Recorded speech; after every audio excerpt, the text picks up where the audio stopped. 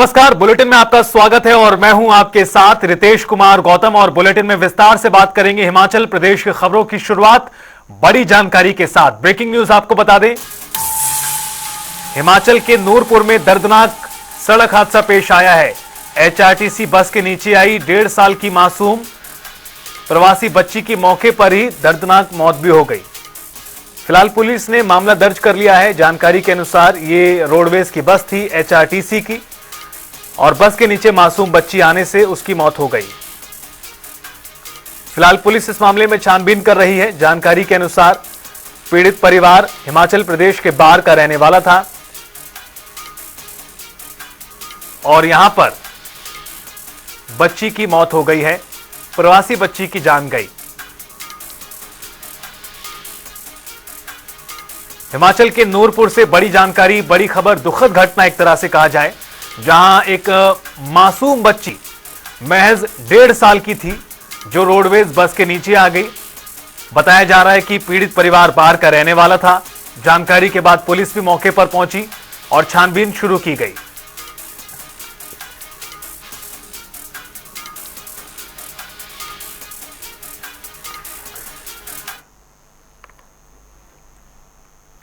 उधर पीडब्ल्यूडी मंत्री विक्रमादित्य सिंह कुल्लू जिले के दौरे पर रहे। यहां पर उन्होंने ढालपुर में अंतर्राष्ट्रीय दशहरा उत्सव में शिरकत की। साथ ही उन्होंने दशहरा उत्सव में ग्रामीण खेलकूद प्रतियोगिता का शुभारंभ भी किया। इस खेलकूद प्रतियोगिता में राष्ट्रीय महिला कबड्डी का भी आयोजन किया जा रहा है।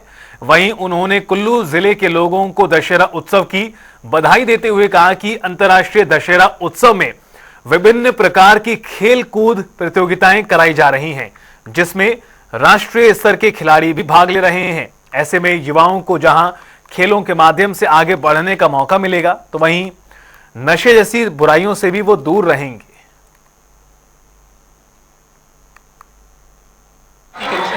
हमारे लिए बहुत खुशी की बात है कि जो कुल्लू में अंतर्राष्ट्रीय दशहरा का आयोजन किया जाता है, इसमें पूरे विश्व से इस बारी लोग आए हैं, कल्चरल रूप से यहाँ पर आए हैं, सांस्कृतिक कार्यक्रम हो रहे हैं, व्यापारी आए हैं और उसी तर्ज पे जो यहाँ पे हमारा ग्रामीण खेल कूद प्रतियोगिता करवाई जा रही है, जिसमें हमारे पूरे वैली के, कुल्लू जिला के भी और बाहर के इलाकों के भी युवा यहाँ पे आके पार्टिसिपेट कर रहे हैं। कबड्डी है, बॉक्सिंग है, वॉलीबॉल है। ये हमारे लिए बहुत खुशी की बात है। इससे जो युवा वर्ग है वो सही राह पर आगे चलेंगे। जो एक नशे का खास करके एक कारोबार चल रहा है, नशे की ओर युवा कहीं ना कहीं आकर्षित हो रहे हैं, उससे उनको दूर करने की आवश्यकता है। उस कड़ी में ये पहल बहुत महत्वपूर्ण है। उद्योग मंत्री हर्षवर्धन चौहान पांवटा साहिब के दौरे पर रहे और इस दौरान उन्होंने शिलाई क्षेत्र में जनता से मुलाकात कर उनकी समस्याओं को सुना। वहीं उन्होंने कहा कि वो शिलाई क्षेत्र के जनप्रतिनिधि हैं, इसलिए शिलाई का विकास हमेशा प्राथमिकता में रहेगा। वहीं उद्योग मंत्री ने विभिन्न विभागों के अधिकारियों की उपस्थिति में अधिकांश समस्याओं का निपटारा किया, जबकि कुछ समस्याओं को संबंधित विभागों को सौंपा और विभागों के अधिकारियों को निर्देश दिए कि जल्द से जल्द इन समस्याओं का निपटारा किया जाए।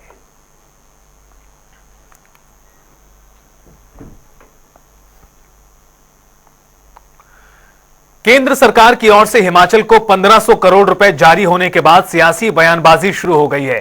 नेता प्रतिपक्ष जयराम ठाकुर इस राशि के लिए केंद्र का आभार न जताने को लेकर निशाना साध रहे हैं। वहीं सीएम के मीडिया एडवाइजर नरेश चौहान ने पलटवार किया है। कई मुद्दों पर नरेश चौहान ने जयराम ठाकुर को जमकर घेरा। गलत जानकारी शेयर करते हैं। मुझे आप लोगों से भी आग्रह करना है कि आप लोगों को जब कोई ऐसी बात कहता तो उसको जरूर पूछना चाहिए। आप 1500 करोड़ रुपए का जिक्र कौन कर रहे हैं, जो खुद 5 साल तक मुख्यमंत्री रहे। अब भैया हमारा शेयर था, टैक्सेस का एडवांस मिला है, टैक्सेस का शेयर मिला है, क्या दिया है पूछो उनको। कि मैं पूछ रहा हूँ, कांग्रेस पार्टी पूछ रही है, सरकार पूछ रही है कि जयराम जी आप बताएं कौन सा मिला, क्या कोई स्पेशल पैकेज मिला, स्पेशल सहायता मिली, या हमारा पैसा जो हमको आता है टैक्सेस का वो मिला 1500 करोड़ रुपया। तो वो तो हमारा हक है, वो तो मिलता हर महीने आता है। आप उसको कैसे जोड़ के देख रहे हैं? आप कामयाब नहीं रहे, आपने सारी लायबिलिटी अगली सरकार पे रखी, सरकारी कर्मचारियों को आपने ठगा अपने टाइम में, कुछ भी नहीं दिया उनको। और आज अगर हमारे प्रयास से हमने कोशिश की है, तो आप 1-2 लफ्ज़ नहीं बोल सकते कि अच्छा किया। आप इसको चाहते नहीं है कि हम 4% डीए दें, आप इसका विरोध करना चाहते हैं क्या? तो आप वो बताएँ, आप सीधी बात करें ना, कि आप इसका विरोध करते हैं कि जो हमने सरकारी कर्मचारियों के कुछ एरियर्स दिए हैं, डीए दिया है या उनके एचआरटीसी के जो और मसले थे या उनके मेडिकल रिबर्समेंट की जो पेमेंट्स थी, ये गलत काम हुआ है? ये जयराम जी से मेरा प्रश्न है कि क्या आप तारीफ़ करने के, ये कहने के कि मैं 5 साल खुद भी रहा हूँ और इन परिस्थितियों में इतना बड़ा काम करना और इतना बड़ा आर्थिक बोझ पड़ना, ये मुख्यमंत्री जी का बड़ा फैसला है। इसकी तारीफ़ करनी चाहिए सबको। उधर अरनी यूनिवर्सिटी घटनाक्रम को लेकर बीजेपी ने कड़ा विरोध जताया है। इस कड़ी में बीजेपी सांसद राजीव भारद्वाज ने पीसी की और इस दौरान उन्होंने देश विरोधी तत्वों पर कड़ी कार्रवाई करने की बात कही। घटना के लगभग 10 दिन बाद कोई राजनीतिक पार्टी इस मुद्दे पर खुलकर सामने आई है।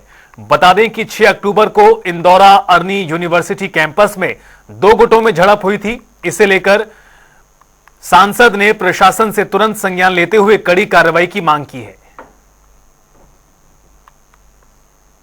मैं कड़े शब्दों में उस घटनाक्रम की निंदा करता हूं और आपके इस चैनल के माध्यम से मैं ये बड़े कड़े शब्दों में, खासकर जो हमारा प्रशासन है, हमारा जिला नूरपुर के पुलिस प्रशासन और जिला का जो हमारा प्रशासन है, उनको कहना चाहता हूं कि इस मामले का संज्ञान लेकर कड़ी से कड़ी सजा जो इसके लिए दोषी हैं उनको दी जाए। और दूसरा, ऐसे संस्थान शिक्षा की लौ जगाने के लिए होते हैं, पूरे क्षेत्र में शिक्षा का प्रसार करें, लेकिन अरनी यूनिवर्सिटी में जो पिछले दिनों ये घटनाक्रम हुआ है, एक धर्म विशेष के नारे लगाए गए, ये हिमाचल की संस्कृति नहीं है और इसका भारतीय जनता पार्टी, मैं सांसद के रूप में, और भारतीय जनता पार्टी का हमारा जो पूरा संगठन है, कड़े शब्दों में निंदा भी करता है। और जो वहाँ के वाइस चांसलर हैं, उनसे मैं कहना चाहता हूँ कि आगे से ऐसे घटनाक्रम ना हो, इसका वो सख्ती से ध्यान रखें, वरना हमारी पार्टी और हम सब लोग कोई कड़ा कदम उठाने के लिए मजबूर हो जाएंगे। हिमाचल प्रदेश सचिवालय कर्मचारी महासंघ ने जनरल हाउस बुलाया। महासंघ के लोग बीते लंबे समय से डीए और एरियर की मांग कर रहे थे।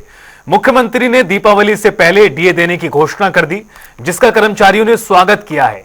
महासंघ ने मुख्यमंत्री के डीए देने की घोषणा को सचिवालय कर्मचारी महासंघ की ओर से उठाई गई आवाज का असर बताया। अभी देखिए, जहां तक जनरल हाउस की बात है, ये तो हमारा पूर्व प्रस्तावित जनरल हाउस था जो आज होना ही था, लेकिन इस दौरान माननीय मुख्यमंत्री ने जो हमारी एक मांग थी, मुख्य मांग थी, उसको पूरा कर दिया था। जैसे कि 4% एडीए की किस्त दे दी है 1/1/2023 से। उसके साथ साथ पूरे प्रदेश के जो पेंशनर है, उनके जो पेंडिंग मेडिकल बिल थे, उनको भी एक मुश्त क्लियर करने का उन्होंने घोषणा की है। इसके साथ साथ उन्होंने जो सबसे बड़ी घोषणा की है, वो जो है इस बार जो है 28 तारीख को पेंशनरों को उनकी पेंशन, वो कर्मचारी को उनकी तनख्वाह मिलेगी। और एक और उन्होंने जो घोषणा की है, जो हमारे चतुर्थ श्रेणी कर्मचारी है, उनको 20,000 रुपए की एक किस्त जो है, जो उनका एरियर था, वो देने की भी घोषणा की है। इसके लिए मैं आपके सभी चैनल के माध्यम से आदरणीय माननीय मुख्यमंत्री जो हमारे सुखविंदर सिंह सुक्खू जी है, उनका अनेक अनेक धन्यवाद करता हूँ।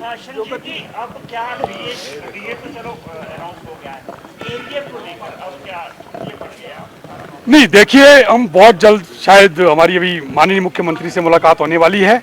उसके बाद एक हमारी जो अहम बैठक होगी मुख्य सचिव महोदय के साथ, उसमें हम जो भी हमारी ये जो एरियर है, डीए का एरियर रहता है 1/7/2022 से 21 महीने का वो है, और साथ में जो पे एरियर है 2016 का नए पे स्केल का, उसके बारे में भी हम माननीय मुख्यमंत्री से आग्रह करेंगे कि उसको भी बहुत जल्द से जल्द चरणबद्ध तरीके से कर्मचारी को देने की। मंडी की मस्जिद के कथित अवैध हिस्से को हटाने के मामले में नया मोड़ आ चुका है। नगर नियोजन विभाग के प्रधान सचिव देवेश कुमार ने नगर निगम आयुक्त मंडी के 13 सितंबर के उस आदेश पर रोक लगा दी जिसमें एमसी आयुक्त ने मस्जिद की 2 मंजिल हटाने के आदेश दिए थे। इन आदेशों के बाद अब इस मामले में मुस्लिम पक्ष को फिलहाल कुछ राहत मिलती नजर आ रही है। आगामी आदेशों तक मस्जिद पर कोई भी कार्रवाई नहीं हो सकेगी। इसमें स्टे मिला हुआ है, जो उच्च अधिकारियों का एक कोर्ट होते हैं वहाँ से स्टे है, तो मैंने देखा है, स्टे की कॉपी हमारे पास उपलब्ध है। हर ऑर्डर अपीलेबल होता है, हर ऑर्डर के केस में अपील करने का प्रावधान होता है, एक तरफा कार्रवाई कभी नहीं होती। ऐसे ही इसमें भी स्टे मिला है और इसमें अभी नगर निगम कोई कार्रवाई नहीं कर सकता, ना हम करेंगे, क्योंकि जब तक कि स्टे वेकेट नहीं होता, अगली कार्रवाई, अगले आदेश नहीं मिलते हैं, तब तक हम कुछ नहीं करेंगे। हिमाचल प्रदेश स्कूल शिक्षा बोर्ड ने विद्यार्थियों के लिए नई पहल शुरू की है, जिससे विद्यार्थियों को लाभ होगा और उन्हें 10वीं और 12वीं के प्रमाण पत्र के लिए भटकना नहीं पड़ेगा। इस नई पहल से कोई भी कहीं से भी मात्र 24 घंटे में ऑनलाइन तरीके से सर्टिफिकेट निकाल सकेगा। हमने ये नई व्यवस्था नोटिफाई की है। अब इसमें ये है कि अगर आपको डुप्लीकेट सर्टिफिकेट बोर्ड से लेना है तो आप ऑनलाइन बोर्ड को अप्लाई कर सकते हैं। उसमें भी हमने 2 प्रकार की व्यवस्था दी हुई है। अगर आप 2012 से पहले वाले हैं तो हम उसमें आपको ये ऑप्शन भी देते हैं कि 2012 से बाद के अब जितने भी हमारे सर्टिफिकेट हैं वो डिजीलॉकर पे अवेलेबल हैं, तो आप चाहें उसको डाउनलोड कर सकते हैं। उसकी कोई कॉस्ट नहीं है, उसका हम कोई चार्जेस नहीं लेते हैं। और अगर आपको फिजिकल सर्टिफिकेट चाहिए तो उसमें भी अगर हमने 2 टाइप की व्यवस्था दी हुई है। अगर आपको नॉर्मल अवधि में वो चाहिए तो रूटीन में आप हमारे पास एप्लीकेशन दें, उसके 1200 रुपये हमारे चार्जेस हैं और आपको वो सर्टिफिकेट नॉर्मल टाइम में मिल जाएगा।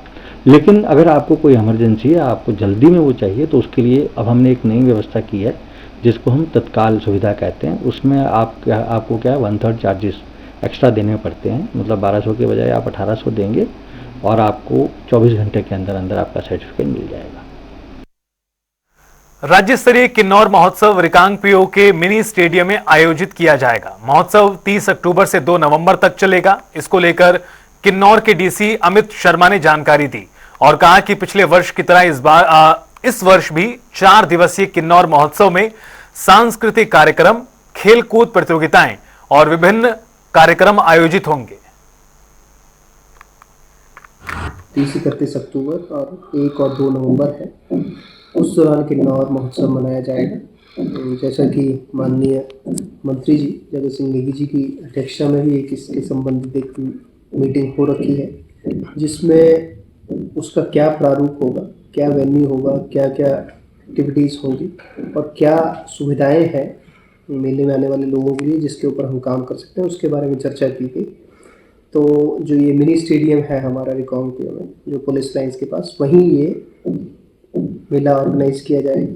इसके अलावा जो 4 हमारी सांस्कृतिक संध्याएं होंगी, उनको एकदम एक्टिविटी वाइज बहुत एंगेजिंग और पार्टिसिपेटिव बनाने की कोशिश की जाएगी। इसके अलावा जो साफ़ सफाई और स्पेशली टॉयलेट्स हैं, उनको लेके स्पेशल ध्यान दिया जाएगा, जिसके लिए साडा और हमारी जो लोकल टीम है उनको निर्देश दिए गए हैं। इसके अलावा जो हमारे हर एक कमेटी में ऑफिशियल और नॉन ऑफिशियल मेंबर्स हैं, इनके माध्यम से, इन दोनों के माध्यम से वी विल ट्राई कि इस मेले का जो आयोजन है वो सफल तरीके से किया जा सके।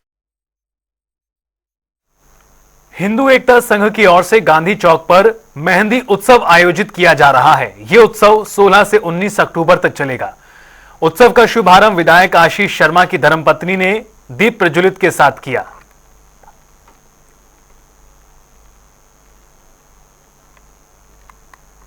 चुकी हूँ आपको, एक तो महिला सशक्तिकरण होगा, इसके द्वारा हमारी महिलाएं और हमारी लड़कियां जो है आगे बढ़ चढ़कर सहयोग कर रही हैं अपनी भारतीय संस्कृति को और आगे बढ़ाने में।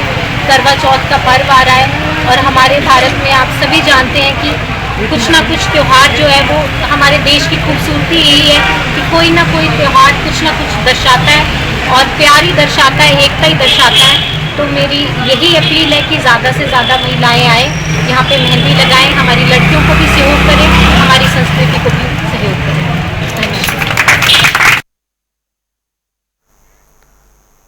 नाहन में कांग्रेस एमएलए अजय सोलंकी ने मेडिकल कॉलेज का निरीक्षण किया। मेडिकल कॉलेज का निरीक्षण करने के बाद उन्होंने मीडिया से बात की।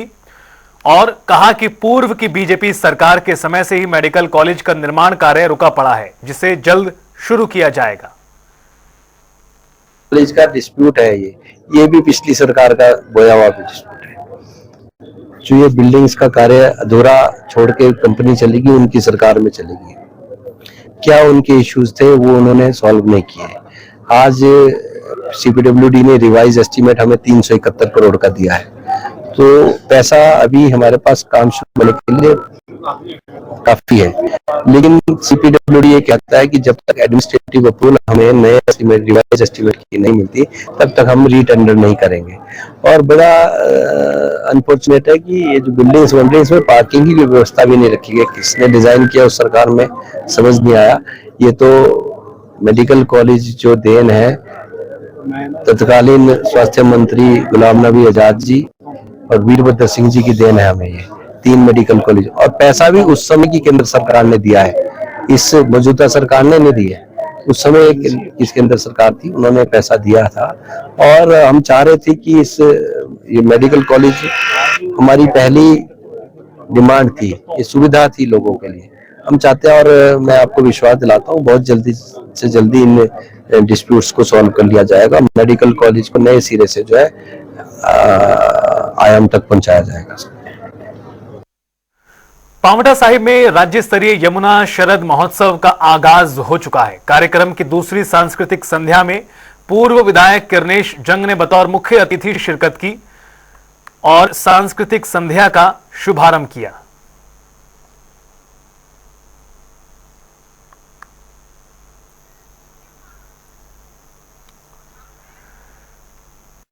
ढालपुर में अंतर्राष्ट्रीय दशहरा उत्सव की शुरुआत हो चुकी है। सैकड़ों देवी देवता अपने शिविरों में विराजमान हैं। वहीं भगवान रघुनाथ जी का अस्थायी शिविर लगाया गया है, जहां पर देश विदेश से श्रद्धालु भगवान रघुनाथ के दर्शन के लिए पहुंच रहे हैं। साथ ही अब ढालपुर मैदान में भगवान रघुनाथ की रोजाना 4 समय आरती भी हो रही है। हर साल यहाँ दर्शन के लिए आता हूँ और 7 दिन दर्शन करता हूँ। यहाँ चारों पर जो पूजा होती है इसमें मैं सम्मिलित होता हूँ और यहाँ पर सैकड़ों लोग जो है दर्शन के लिए आते हैं। यहाँ इवन की देश से नहीं विदेश से भी लोग आते हैं और भगवान जी की आरती में सम्मिलित होकर मैं बहुत प्रसन्न हूँ। और यहाँ आप देखेंगे सभी लोग प्रसन्न हैं और अभी भी बहुत देवी देवता जो है इस शिविर में आ रहे हैं।